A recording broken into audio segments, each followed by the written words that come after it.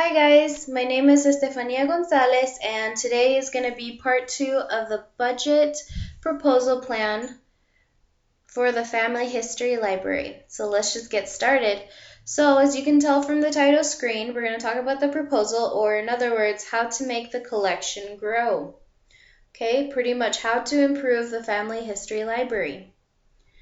Okay, so first let's talk about the budget. So the budget is actually funded by a large amount of donated money that is provided solely on a volunteer basis from Latter-day Saint members around the world.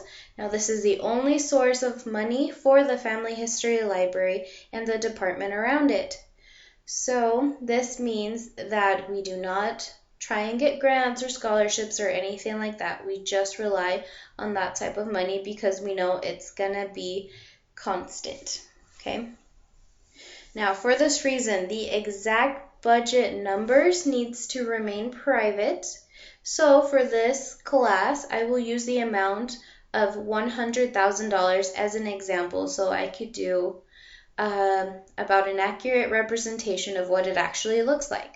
Okay, so you're probably wondering who is in charge of the money for the Family History Library. It's actually the church finance department that every year it lets a family history administration team know what the current budget is going to be for the year.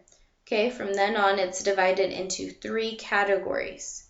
Okay, which is employee wages at 72%, benefits for 5%, and then at 23% material, supplies, and equipment.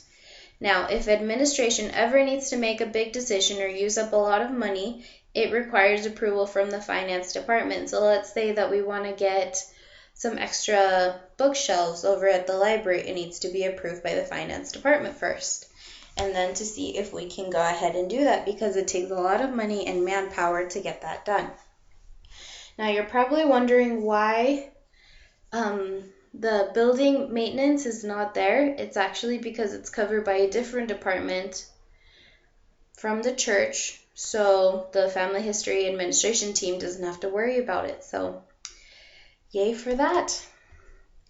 So now with the next slide, we're going to talk about the collection proposal. So what needs to be done in order to improve the resources at the library? So as we know, we have different types of resources available. However, the one that really needs to increase the most, that we're actually putting all of our efforts in, is the digital records, because we want people from different parts around the world to actually access all of the records as often as they can. So let's say that somebody in India and somebody in Kansas wants to look at the same record.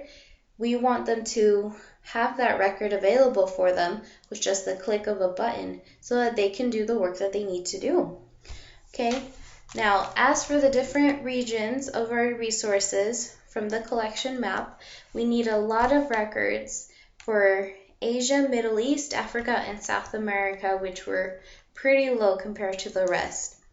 This should have thousands more records in the next 3 years. That is the major goal for now.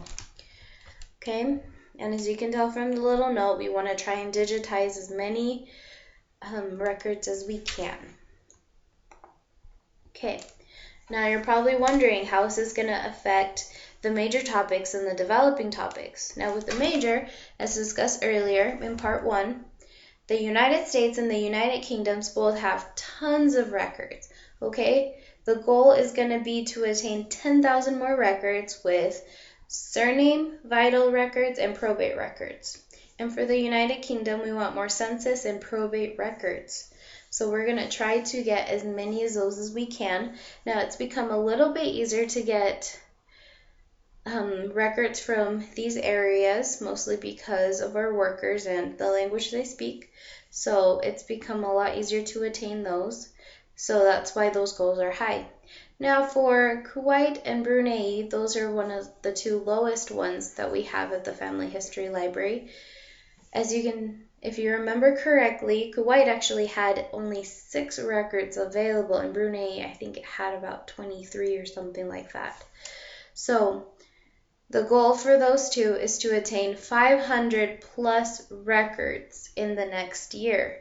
For Kuwait, we need more civil registration, genealogy, and history. Now, if you remember correctly, each one of those mini subtopics only had 1 star. So genealogy needs to be tripled, civil registration doubled, and history doubled. It's around the same for Brunei. Genealogy needs to happen, vital records needs to be attained, and more biographies needs to be attained. So we just need a lot more of those, because if people need to do their genealogy in these areas, we need to have those records available so that they could be interested in doing some genealogy with us. Okay, so what is this going to look like in the new budget? So these are the changes that have been made.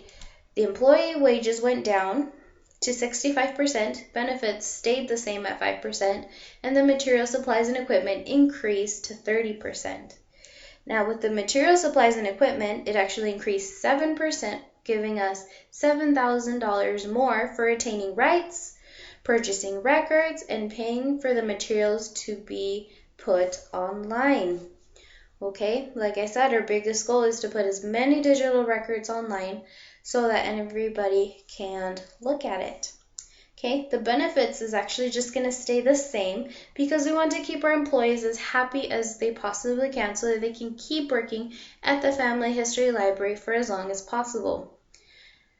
Now, on the downside, the employee wages did get down 7% in order to make up for the materials, supplies, and materials needed. This means that we're going to have to let a couple people go, and some jobs will just have to be given to volunteers or missionaries so that they could do the same amount of work, but they will be looked over by employees.